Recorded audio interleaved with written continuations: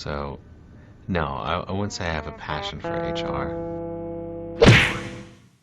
Welcome back to Human Resources for the People. It's a human capital revolution. The Teamsters authorized a strike with 99% of the vote at Anheuser-Busch, and we've got to talk about it today. They started negotiations on September 11th of this year, and these negotiations are with Anheuser-Busch, and they have the Teamsters who represent about 5,000 workers under Anheuser-Busch.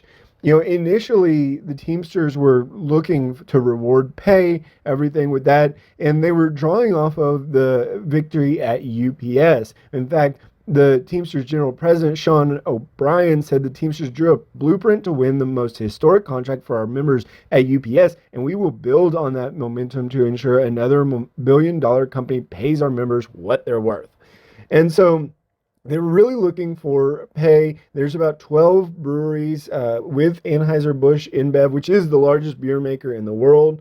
And this contract that they're negotiating for actually expires at the end of February of 2024. They're mostly looking for improved job security, improved wages, and an elimination of the two-tier healthcare system. What the job security is really important to note, right? In April, Anheuser-Busch InBev lost $27 billion in market value. In July, the company laid off 350 employees. The heir to the Busch family, Billy Busch, was so angry he offered to buy back the Bud Light brand from InBev.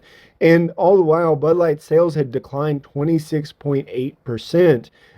On October 9th, Bud Light stock closed at its lowest since April, and it has since climbed back up.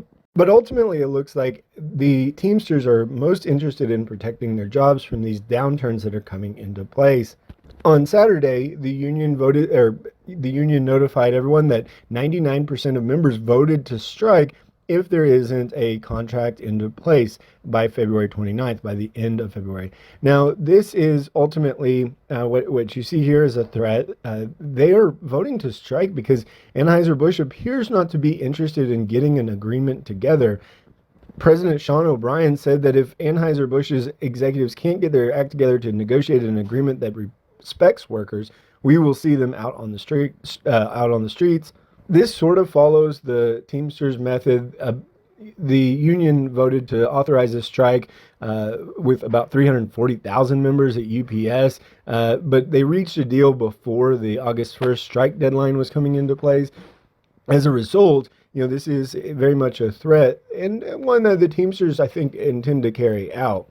Strikes are up 59% for significant strikes. There's been 70 strikes by 100 or more workers lasting more than a week. It's a big year over year, with 1 million union members winning an immediate pay raise of 10% or more over the last year.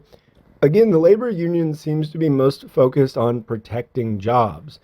The Jeff Padalero, who's the director of the Teamsters Brewery, Bakery, and Soft Drink Conference, said, Anheuser-Busch can't kick this can down the road much longer. The Teamsters don't want to be forced onto the pickup line at any employer, but we are fully prepared to walk if Anheuser-Busch doesn't get serious about negotiating a record contract that also protects good union jobs.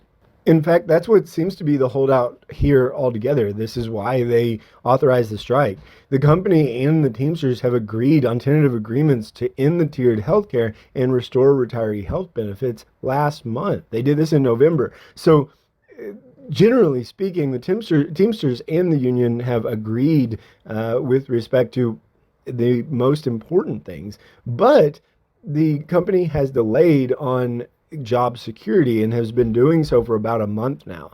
And I find that to be curious. I'm wondering if Anheuser-Busch believes that there will be more layoffs to come and they don't want to lock themselves into a particular mode without being able to have a way out. I really don't know what the impetus is for the company not to protect specific job security things. That you would think that this would be sort of a non-issue for the company dependent. I don't know what the requests from the union are, and I think that would be the most important thing to drive that, right? I know that, for example, at General Motors, There was a United Auto Workers request that included keeping employees on to do charity work when a plant shut down, something like that. That doesn't seem to be what the Teamsters are looking to do. But job security seems to be a key piece in this, and you not getting your beer.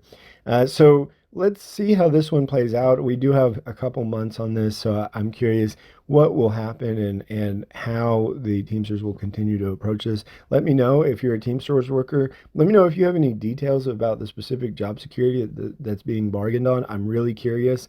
Like, share, and subscribe, and we'll see you on the next video. Bye, guys.